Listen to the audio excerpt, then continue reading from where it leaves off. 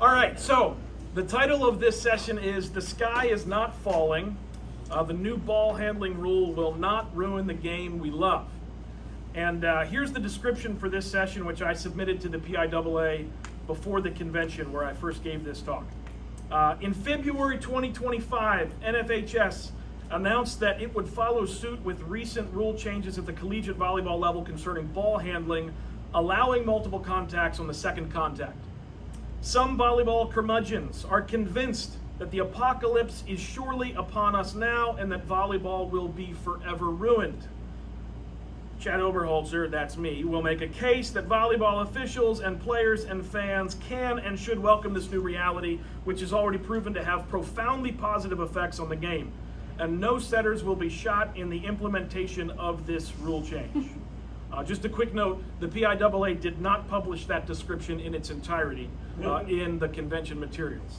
But that gives you a sense of where we're going. Now, let me begin by clarifying my purpose in offering this session today, based on the immediate responses that appeared on one of my volleyball Facebook groups when the 2025 ball handling rule change was announced by NFHS this spring.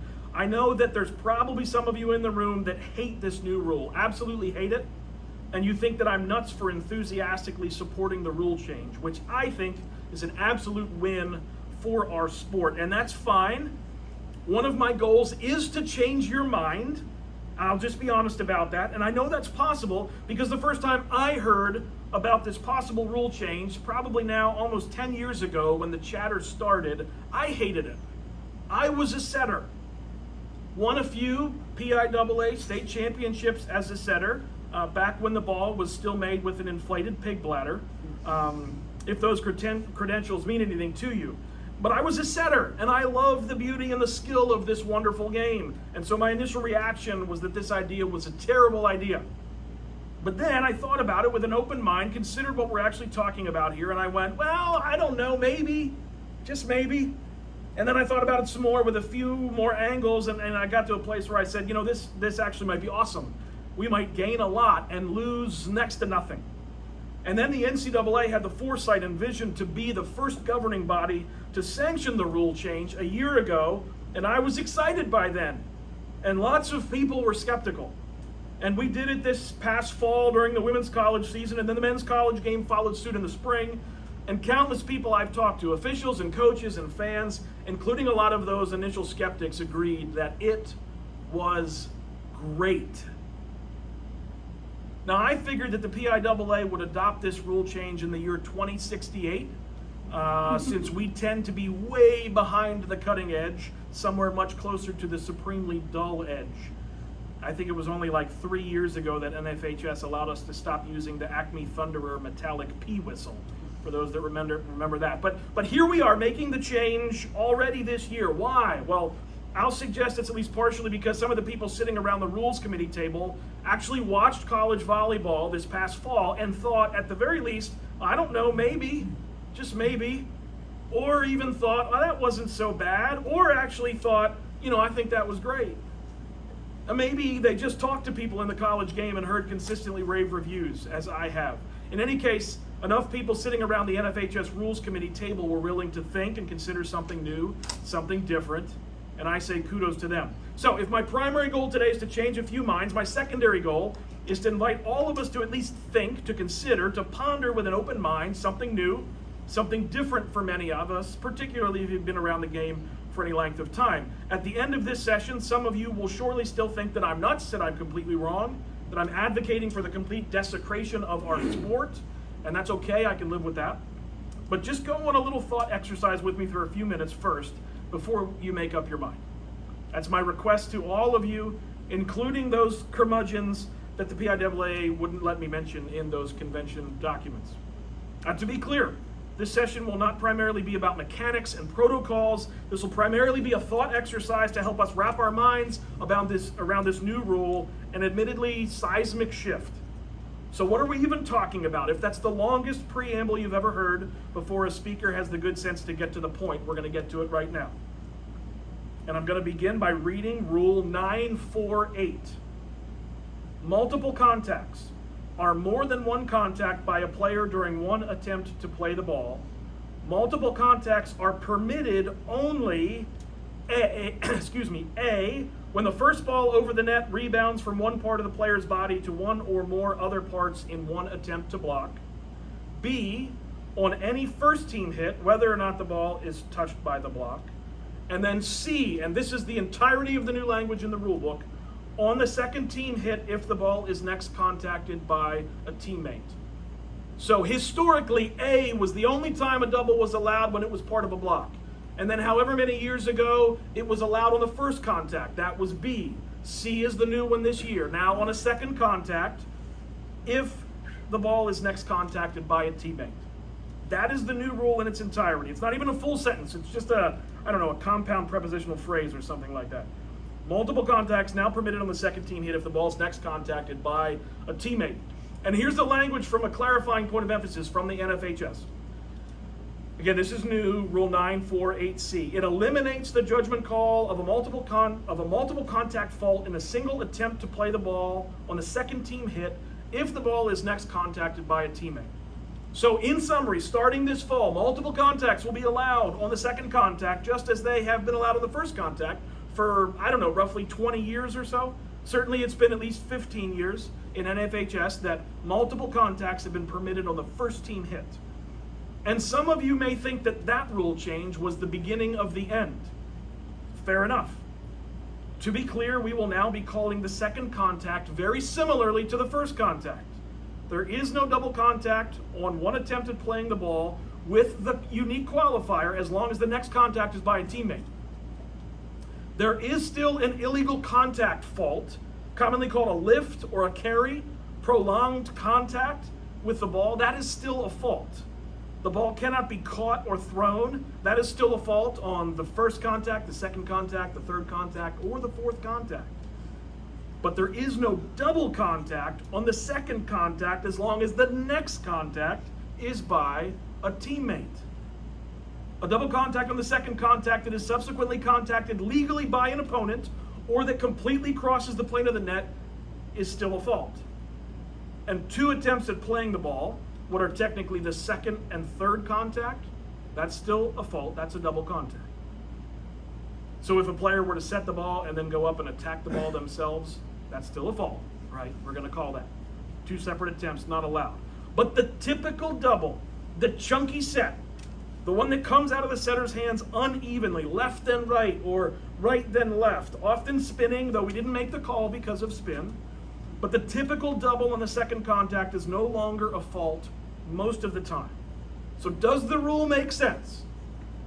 Not asking you if you agree with it, but do you understand the change? We're all reasonably clear. All right, I want to explain why I think this is the greatest rule change since the double contact fault was eliminated on the first time. And that explanation will make the most sense through the lens of wins that justify the rule change, contrasted with a few myths that easily get us off track. So think, consider, and ponder with me. Here's the first win. Win number one is that everybody prefers fewer whistles. The simple truth is that, contrary to what Sen thinks, nobody comes to the gym to watch us work, to be impressed by how many little details we can notice to kill play in the middle of a rally. We are not the show. I cannot ever remember watching a sporting event and thinking to myself, I just wish that more penalties had been called, that more flags had been thrown. I can definitely remember watching a sporting event and thinking to myself, that was excruciating. Way too many penalties, way too many flags, way too many whistles. Overly intrusive officiating makes for terrible sports viewing.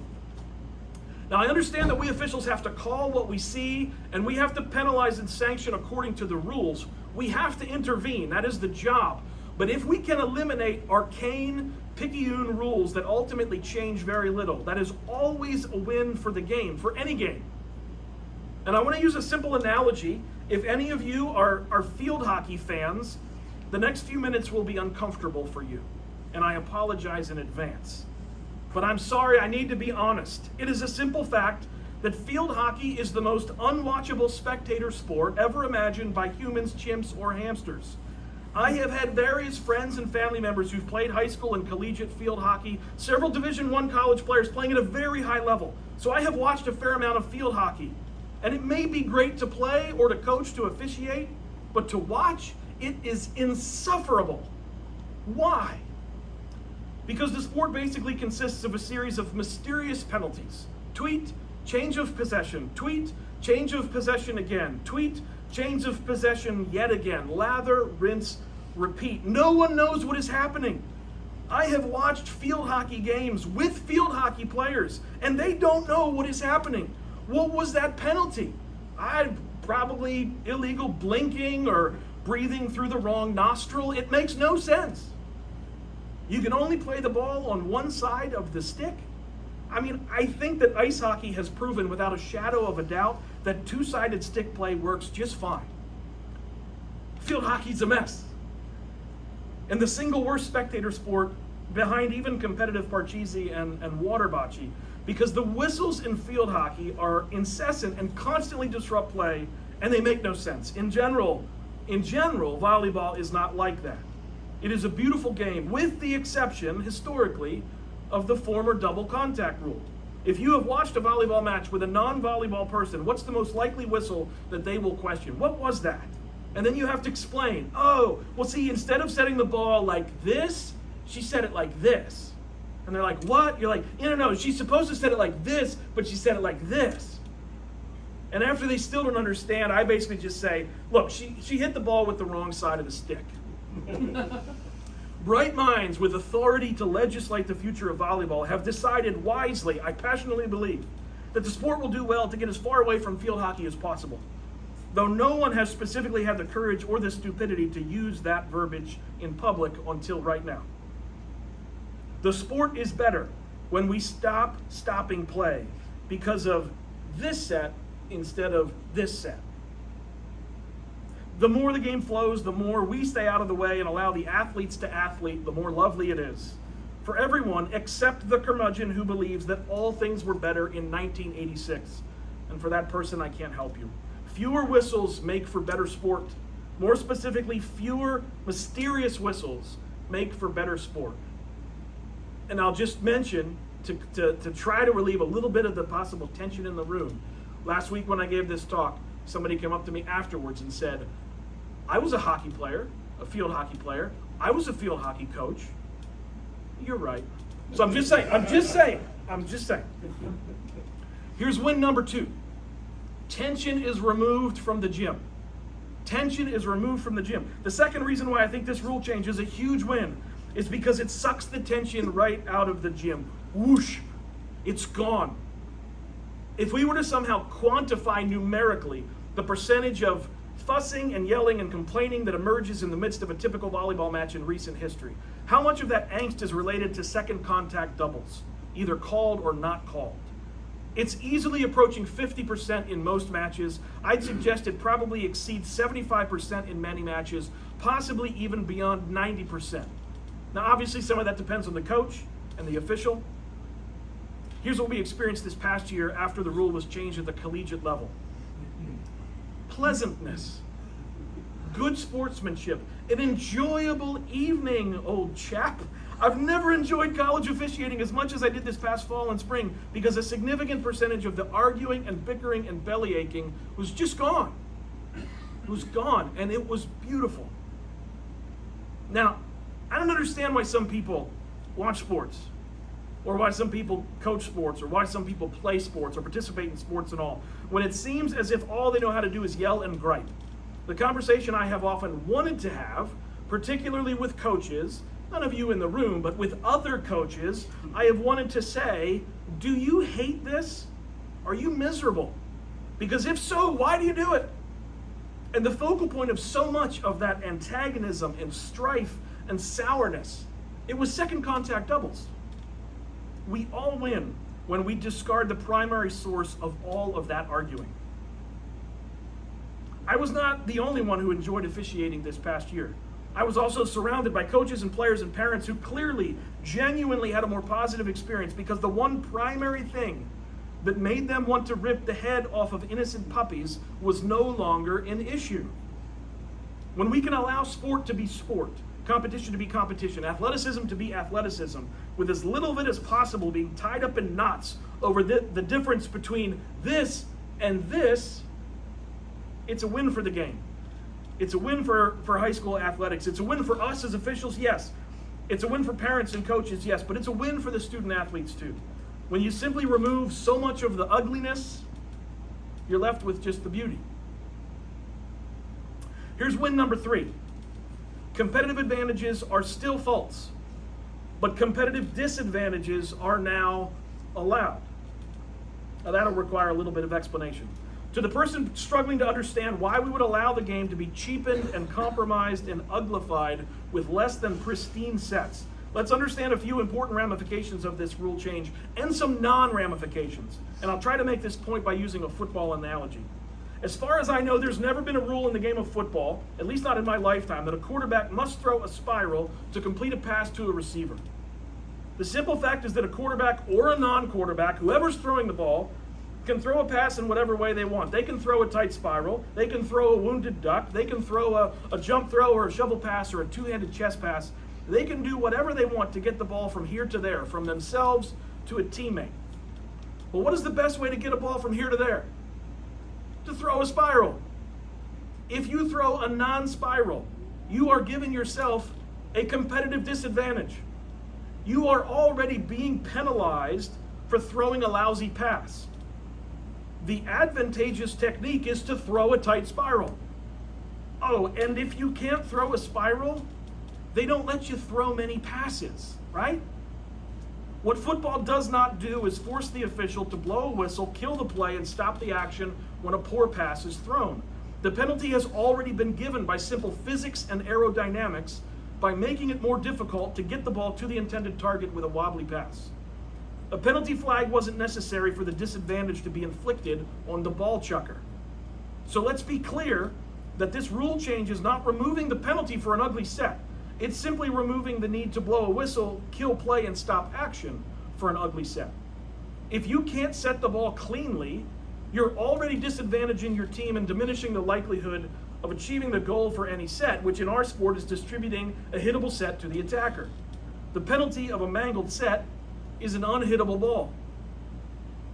And the rule as it is written still prevents a team from gaining what would be a competitive advantage by slap hacking a set over the net to the opponent and potentially scoring an oopsie point. That is still a fault. You can't just throw your garbage over the net to score sloppy points. But if you want to toss garbage back and forth with your teammates, go ahead. Again, the penalty, a decreased ability to take a quality swing at the ball, has already been assessed, just not in the form of a whistle and a fault. The poor set doesn't need to be assessed with an official stopping play for the disadvantage to be applied. Those are the 3 wins that make this rule a huge win for the sport, in my opinion. We decrease incessant whistles, we minimize anger, angst, arguing, and antagonism, and a poorly executed skill is still a disadvantage to that team, just without the whistle and stoppage of play. So that is a win, win, win. And Michael Scott would be thrilled with that.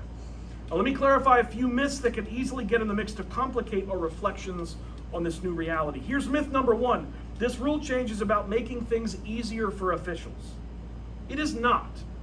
And for some of you, let's be honest, nothing will change.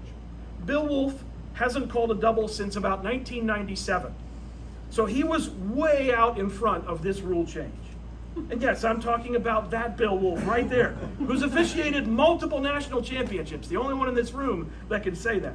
A phenomenal ref, a dear friend, a mentor of mine, just maybe a little bit loose on the ball handling, some would say, with the old rule. But the game has caught up to Bill. And some of you, maybe those who added volleyball to your officiating schedule, coming from other sports, some of you who didn't play or coach volleyball, never really understood the double contact rule to begin with. So you were already in full Bill Wolf mode already. Like me, if I started umpiring baseball, I mean, really, does anybody know what a balk is? Every time I've seen a balk called, I feel like the players just look around like, okay, whatever, just take a base. I mean, nobody knows, right? So back to the topic of making things easier officials. I have seen online comments from people saying, geez, volleyball officiating is so easy now. Any idiot can do it.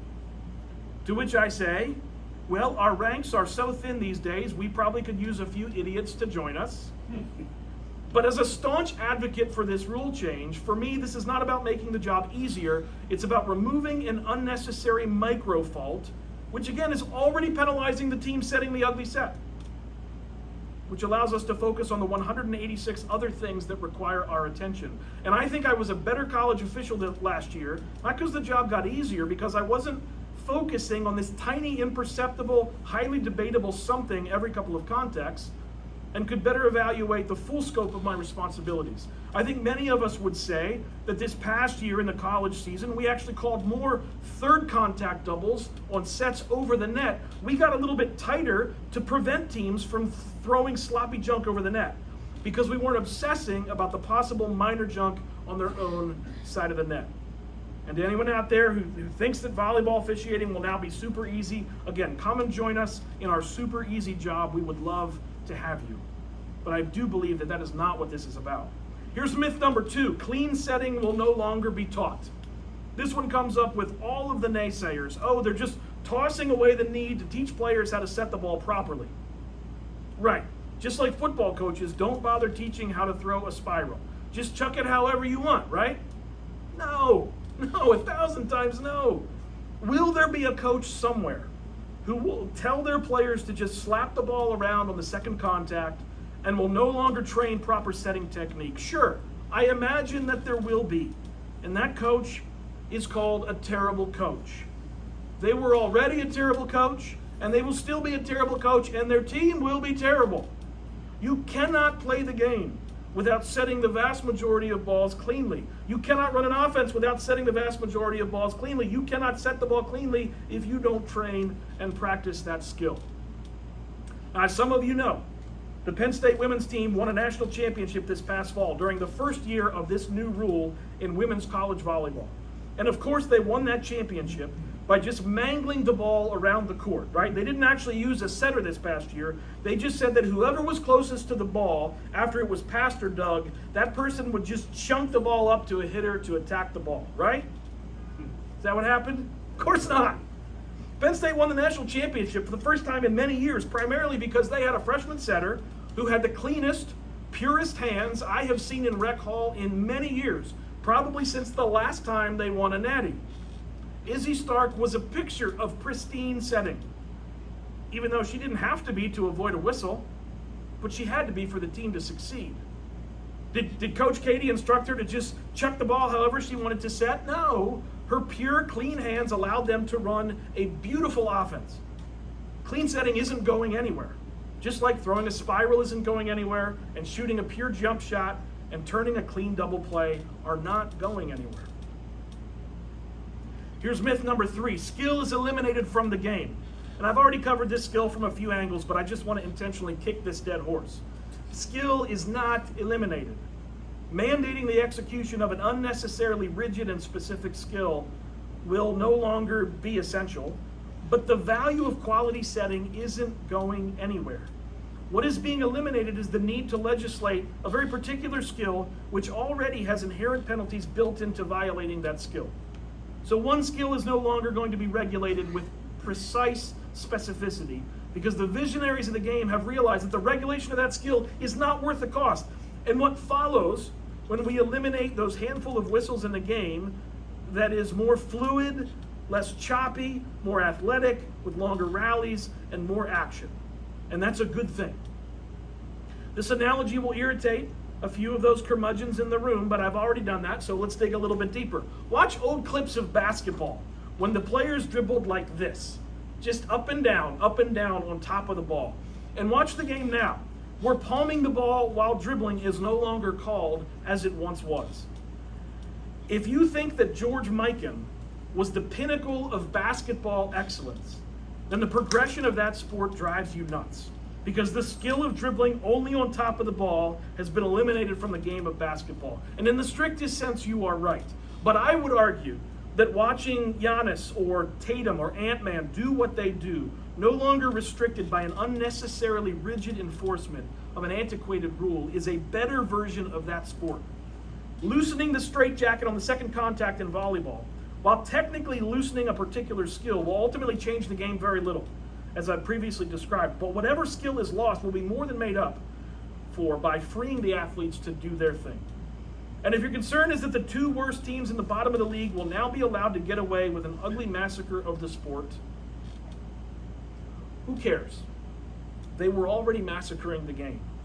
We don't write rules to force terrible teams to learn how to be slightly less terrible. If they can't set, then they can't score, and then they can't win.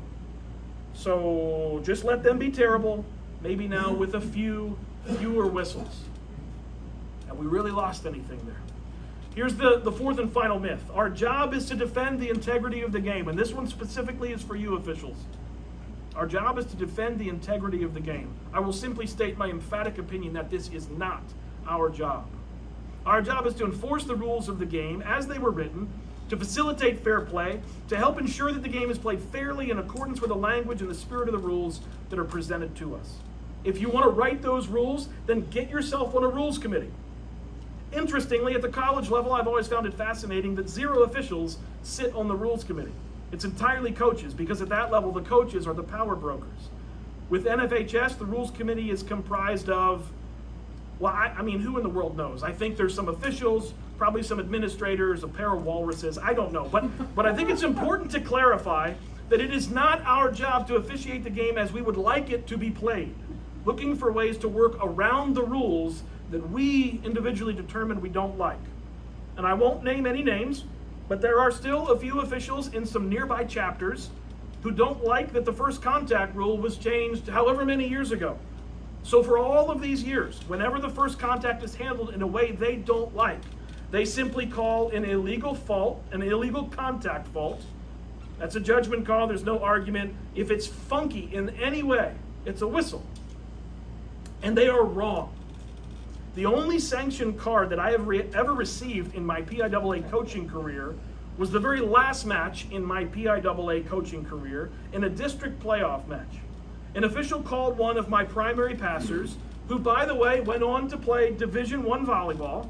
This official called her for illegal contact at least a dozen times for doing exactly what I had taught her to do, how I had taught her to do it, completely within the rules. She popped the ball out on the first contact, sometimes with a bobble, but she was a great passer with good hands. And this official took it upon herself to defend the integrity of the game by superimposing her idea of what should and should not be legal onto the game, and completely affected the outcome of the match. I may have said to the R2 rather loudly something to the effect of, can you please go over and explain to her this rule, since she clearly does not understand that first contact doubles are now allowed. And the R1 may not have appreciated that comment. And she may have given me a card, which I think at that time in history meant that I could no longer sit on the bench, but I had to lay down on the bench for the rest of the match. Was that something like that? Don't do it. Don't be that official. Don't decide that you will fix the mistaken intentions of this rule change to maintain the integrity of the game by calling every bobbled second contact simply as an illegal contact and justifying yourself by calling it a judgment call. The rule has changed. The game has changed. Don't make a fool of yourself by taking it upon yourself to do something that is not your job. Now, I have admittedly joked and poked and prodded and challenged and even insulted a few sacred cows today. I know that some of you are already on board with this rule change, and I was just preaching to the choir today, and I'm a pastor, so that's what I do. And I know that some of you are intrigued to see this rule change unfold, and you'll decide if I'm brilliant or a moron over the next few months. And I know that some of you may disagree with me vehemently. Here is my simple request for that last group. Give it a chance. I've spoken with a number of folks in the collegiate world who expected to hate it and actually loved it. And you may be among that group at the high school level. Maybe immediately, maybe soon, or maybe way down the road. And maybe you'll always hate it, but I really doubt it. Here's how I'd love to end this session. I'd love to just open things up just to get a sense of what you're thinking, to hear any questions, to offer any clarifications. Your responses could refute what I shared, support what I said. I'm happy to share some experiences from what we experienced last year. I'll simply ask, aware of the irony here, having just spoken for the last 4 hours, I'd request you to keep your comments relatively succinct, because I'd love to hear from a couple of you, and we can interact. If you want to bend my ear and pontificate about your particular thoughts, correct my errant thinking, we can stick around. I'm not going anywhere tonight. I got all night and love talking shop about this. But I'd love to hear if you have any snapshot responses that any of you want to share, and then I'll wrap things up here in just a few minutes. I got one quick one. Yeah. I think the Federation adopted this rule specifically really quickly for one reason. And one reason being is that we need officials. Every time I talk to somebody about wanting to officiate, some 12-year-old, don't matter, whatever age, the first words coming out of their mouth are, I don't like to get yelled at. And because they see Russ Rose and John Cook screaming at each other, or screaming at the R1, or whatever it may be. And if, as you said, the tension goes out of the room, 80% of it, 90% of it's ball handling. So hopefully that goes out of the room, as you say, and when you talk to somebody about officiating, and there's that rosy world you're talking about, they might think about it. It's better than flipping burgers at Burger King, you make your own schedule, blah, blah, blah, whatever. But I think that's one of the main reasons that they actually adopted the rule so quickly. Yeah, and I think that's a win for everybody. Absolutely. I think it's a win for everybody. Just my thoughts. Yeah, that's good. Again, a wise man once said, the tension is removed from the gym. And I think that's a great thing. What else? Jack, could you maybe talk a little bit about, I don't want to say, like the mechanics of, Yeah. let's say, a ball that is clearly double contacted, and goes into the plate of the net, and then it's Sure. So maybe, because I just want to make sure everyone is kind of on board with how that. Yeah, this is good to clarify. So, I mean, one of the things as officials that we have to think through, and as coaches, you need to be cognizant of this new reality. When a double contact on the second contact is called, it's going to feel like a late whistle. Because as an official, I need to process, okay, the setter set this ball, and it was chunky, but I can't blow my whistle until what we confirm is that the next contact is not by a teammate, meaning it completely crosses the plane of the net or it is legally blocked by the opponent. As soon as one of those two things happen, then it's tweet, we're going here because that's a double. But I can't blow that whistle until I give the setter's teammates a chance to contact the ball first. And as long as they contact the ball first, then we're not calling that double. So a specific example of this, it happened in the summer league just a couple of weeks ago. And this was sort of an extreme version of this. But there was a setter who was at the net, and the defensive player sort of dug a bullet right at them. So the first contact was a dig, but it was a line drive screaming right at the setter. So the setter comes down like this and pops the ball up with two hands, right? That was the second contact, and it was doink, doink. So previously, we would have gone tweet, here, here. But when she played the ball, it went 3.5 miles in the air, straight towards the plane of the net. So I'm in the ref stand, waiting, waiting, waiting. It got to the plane of the net. The blocker touched it. The teammate was not the next person to contact it. So at that point, it was tweet, point, double. And the team, understandably a little bit confused, said, "What double are you calling?" I said, "The contact that happened 17 seconds ago when the setter was down here, that was the double, but it's not a fault until we confirm that the next contact is not by a teammate." So the whole timing and sequence of this is going to be different. And so again, as officials, we still have to make a decision on every second ball. Because we have to be able to process, it could be a double if it enters the plane and is blocked or completely crosses the plane. We still have to make those decisions. We just can't blow the whistle until one of those two things happen.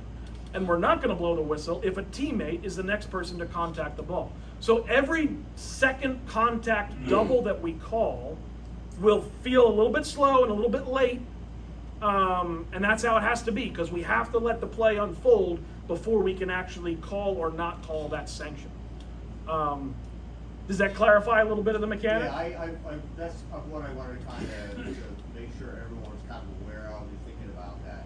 And the delay is similar to like a libero setting the first ball or setting the second ball inside the 10-foot line. Right. You don't call that until, you don't call it an illegal back row attack until the next player contacts the ball in the net and directs it. Right, because the previous thing doesn't become a fault until the next thing happens or doesn't happen. And depending on what the next thing is, it makes the previous thing legal or not. So we have to let the play develop and unfold and then process. Yes, the blocker got to that first. Now the double is in play. But if the teammate gets to it, and my understanding is that if it's simultaneous contact between both teammates, or between both teams, that is play on. That is understood to be the teammate making the next contact if it is simultaneous with the blocker. But if the blocker gets to it first and we deem that contact as having been a double, then it's tweet here, here. All right, so that's going to feel a little bit clumsy. I will say this, for those that haven't done this, I expected last year when we made this change in college volleyball that we would have a ton of these, that we would just be tripping over ourselves, blowing the whistle and having to go, oh, sorry, it's not a fault, forgot it's not a fault this year. In the entire season, I saw less than 5. I might have seen 2 or 3 in the entire season. I suspect you'll settle into this more quickly than you think. Again, you're going to have to process, to slow down, watch the play unfold. But I think that you'll find, I mean, again, Bill's the expert. He's been doing this for 20 years. But I think we'll catch up to him quicker than you might anticipate. That was my experience anyway in the college I season. thought we would have a lot more replays too, but we actually haven't. I've not seen. Very few. Very few. Yeah, and I think, you know, the value of doing scrimmages is helpful on that too. Absolutely. Because I know that helped me in the fall. Yeah. It'd be great if the first time you had to process this was not in an actual match, but get in a gym and do it a couple times and let yourself kind of get out in front of it. Okay? Any other questions, comments, concerns? The mechanics make sense? Do we understand the thought process that's going to be different this year? Okay? All right, well, here are my final thoughts. I've shared equal parts snark, sarcasm, and silliness, hopefully with a bit of substance in the mix. And clearly I'm excited about this rule change. I think it's great for the game. And whether or not you agree, I hope that you all have a wonderful season, settling into this new reality without too many of those inadvertent whistles and replays. Much to my surprise, again, I saw very few last year. Here's the truth. Change is hard, right? Harder for some than others, but change is always hard. And some of you will embrace this change quickly. Some of you are already there. Some of you are curious or skeptical or cynical or downright angry about it. My invitation to you is to give it a chance. Have an open mind. And I think that what you'll experience is the simple reality that our sport is getting better and better, stronger and stronger, more exciting, more explosive, more dynamic. And this rule change, rather than a sign that the sky is falling, is just a small step in the ongoing journey of allowing more and more people to see and appreciate and fall in love with the beautiful game of volleyball. So I hope to see you on the court this fall and beyond. And if you have questions about this rule, you've got some people that would be happy to talk to you about it. That's what I got. Thank you, Chad. Thank you much.